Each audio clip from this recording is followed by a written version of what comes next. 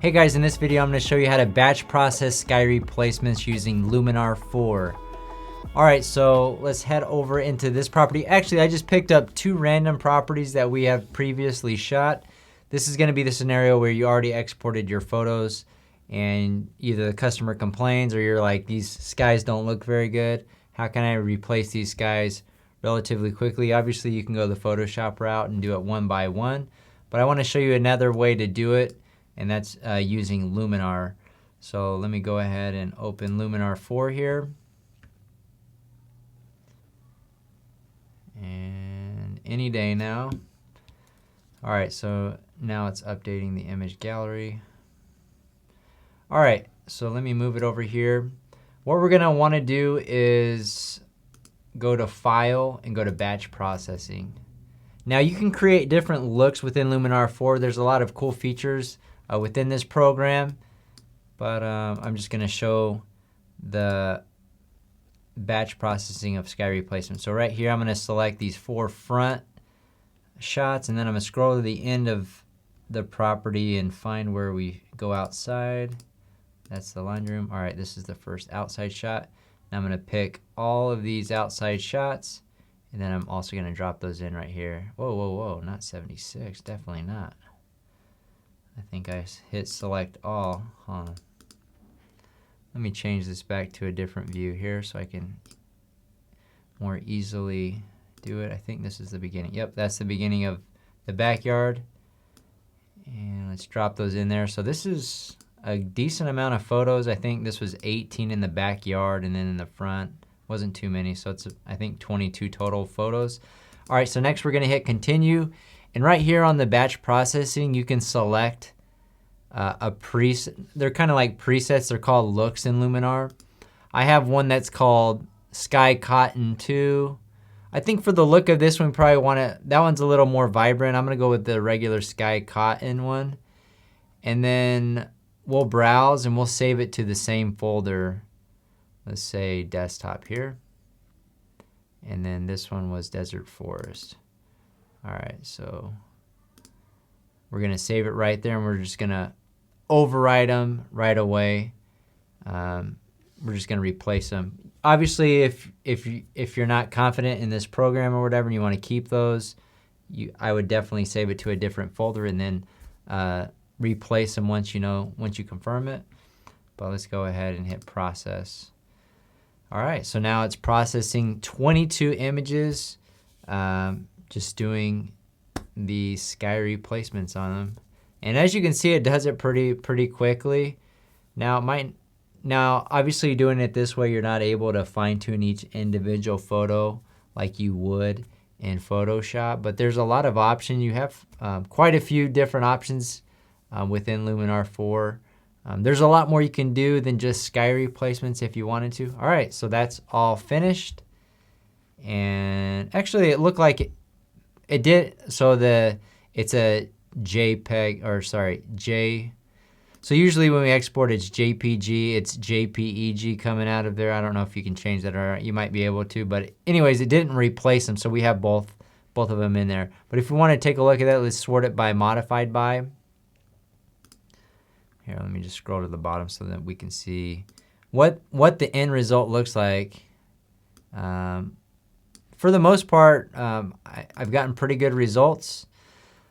Here you can see how it bled a little bit onto the house there. So this one, I mean, it doesn't look terrible, but if I'm looking at it from a photographer standpoint, you can see the before and afters. That one was a little bit better.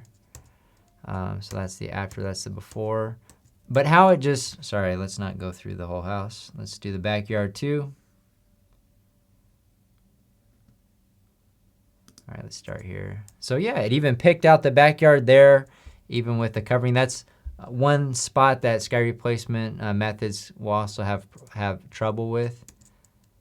This one, it actually didn't pick up the sky. It was so it does have limitations to what it can do. It didn't pick up that sky either. It did pick up this sky, but you can see a little bit of bleeding onto the back fence a little bit.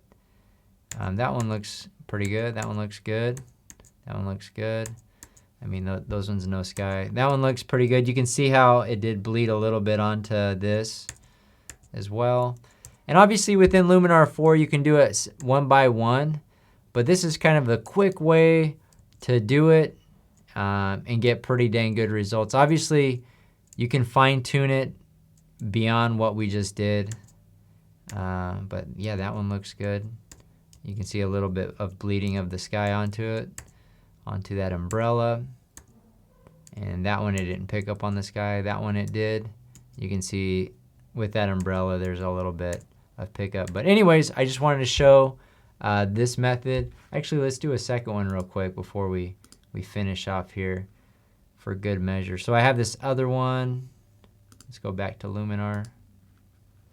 All right, let's go back to batch processing. And I'll probably do another video on just Luminar, just some of the things that you can do within it. All right, this one was also a cloudy day. The skies aren't terrible, but they're not the best. This is actually one. Let's see here. So let's grab all of these. Whoops, let me shift. Sorry, let me go back to the list. So that's the beginning and the end. So that's 24 photos. So you can really dial this in to get even better results than what I got on the first property. Let's see. But you can see literally, hold on, let's start at 59. Okay, all these, so 59. So that's 32 images. This is 24. This is, what is this? This is over 50 images. So I'm just gonna do, maybe I'll do sky cotton too, just to get a different look. You can do like sunset styles, and then you can also do the amount. Maybe I'll reduce the amount. I bet if you reduce the amount, it will,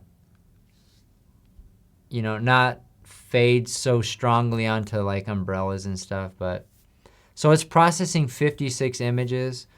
Obviously, if you do it within Photoshop and you're doing it image by image, you're probably gonna spend about a minute on each. So this process to do sky replacements on 56 images in Photoshop would be significantly longer.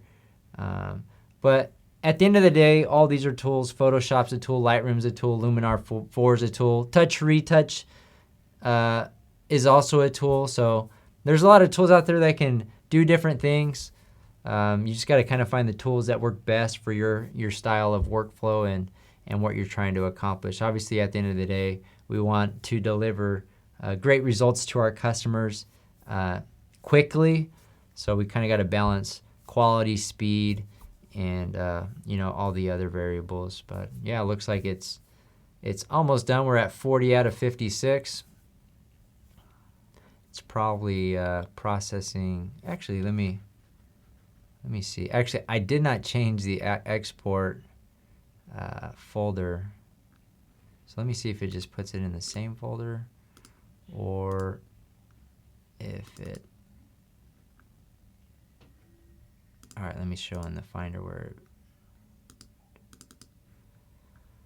All right, yep. So are they in? No, this is. Actually, yeah, this is it. All right, the ones that we just processed right now, starting at 7:30. So we did Desert Forest. So all of these, this should be the 52 or 56. So let's just go through and take a look at them, see how the results look. Obviously, like we saw from the other one, they're not as fine-tuned as the Photoshopped ones, but that looks great. That looks great. That looks pretty good. Yeah, so far these are looking good. Honestly, I couldn't tell that they were a sky replacement. All right, this one right here is bled onto the backboard of the basketball hoop a little bit. So sometimes it does have issues depending on what color item is, distinguishing sky from where the sky stops and then an item starts, just like that umbrella. Those umbrellas right there. That one looks better. That one it didn't actually identify the sky. That one it did. That one bled into the umbrella a little bit. So you can tell it does have some issues with umbrellas, so just know, if you're editing with umbrellas or know the limitations of the tool that you're using, you may want to use Photoshop over this tool, and there may be times where you want to use this Luminar 4 over Photoshop. But in general, I would say 80% of these photos look fantastic. So we got great results within minutes by batch processing in Luminar 4. So anyways, that's how you batch process sky replacements using Luminar 4. Reach out if you guys have any additional questions, and we'll see you guys on the next one.